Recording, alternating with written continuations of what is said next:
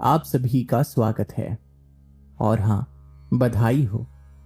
बधाई इसीलिए क्योंकि हर वो शख्स जिसने इस वक्त भगवत गीता के इस ऑडियो पर क्लिक कर कर अपने आप को भगवत गीता के इस सफर से जोड़ने का मन बनाया है, मैं उन्हें बताना चाहता हूं कि अपनी सफलता की ओर, अपनी शांति की ओर और अपने जीवन में सुख समृद्धि की ओर आपने अपना पहला कदम बढ़ा लिया है। आगे का सफर हम साथ निभाएंगे। मैं अंत तक बने रहूंगा आपके साथ। आज हम जानेंगे सार श्री कृष्ण के मुख से निकली हुई स्वर्णवाणी, जिसे संपूर्ण विश्व कहता है भगवत गीता।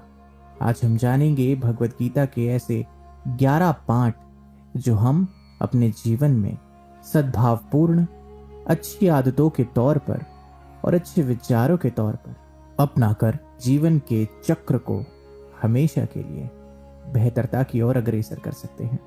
तो चलिए शुरू करते हैं।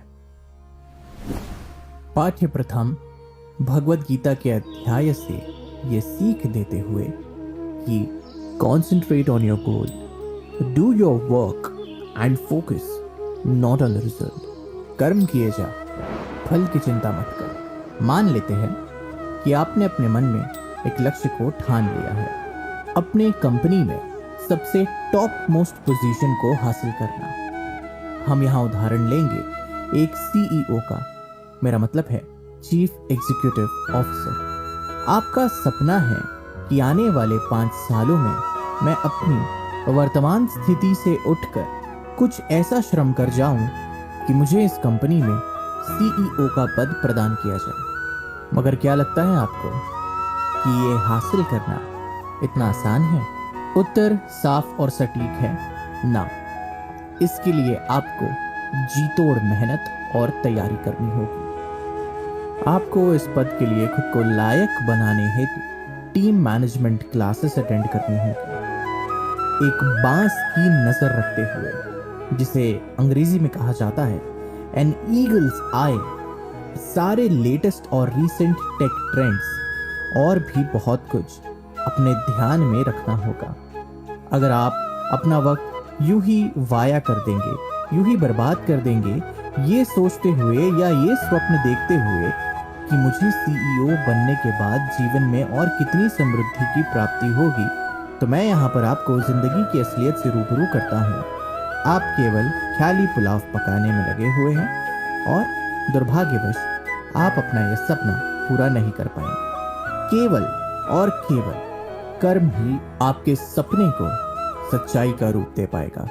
इसलिए हमेशा याद रखें, जिसे आना होगा वो आएगा, जिसे जाना होगा वो जाएगा। कई बार आपके खाते में सफलता आएगी तो कई बार विफलता, मगर एक चीज जो आपने नहीं छोड़नी है, जो आपको शून्य से लेकर आसमान की ऊंचाई तक पहुंचाएगा, वो सिर्फ और सिर्फ आपका कर्म है।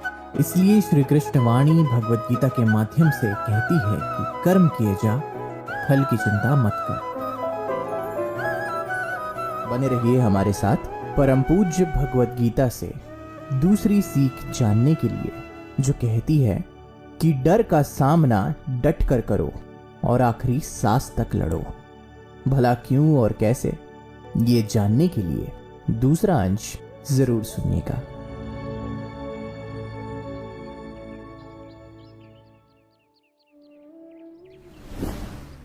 पाठ्यक्रम द्वितीय भगवत गीता के अध्याय से सीख देते हुए, human life is full of battles, never shirk in fear, fight to the last, stand your ground.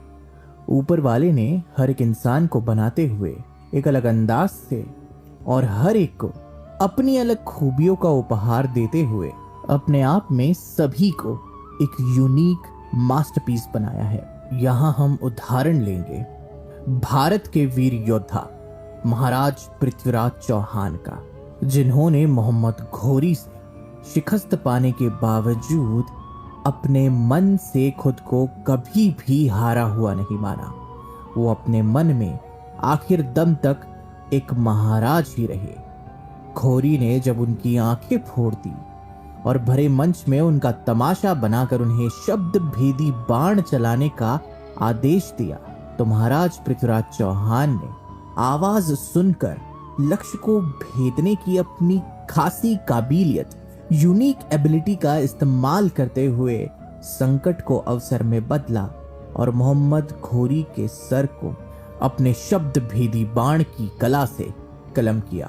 वो डरे नहीं, आखिरी लम्हे तक वो डटे रहे और हिंदुस्तान जिंदाबाद के नारे से स्वयं ही अपने जीवन का बलिदान दिया, ये साबित करते हुए कि he fought to the last and he stood his ground। आखिर दम तक लड़े और अपने जमीर का इतना सा भी कतरा उन्होंने डर के बावजूद कभी कमजोर पड़ने नहीं दिया। एक इंसान का भय और उसकी इच्छाएं ही उसे जीवन में आगे बढ़ने से रोकती है और उसके प्रगति पथ पर एक रोड़े का काम करती है। भगवत गीता से इस पाठ को ध्यान रखिएगा, डरे नहीं, स्वयं पर विश्वास रखें और आखिर दम तक लड़े। बने रहिए हमारे साथ परम पूज्य भगवत गीता से तीसरी सीख जानने के लिए, जो कहती है कि समानता को पहचाने और अपनाएं। भला क्यों और कैसे, ये जानने के लिए तीसरा अंश जरूर सुनिएगा।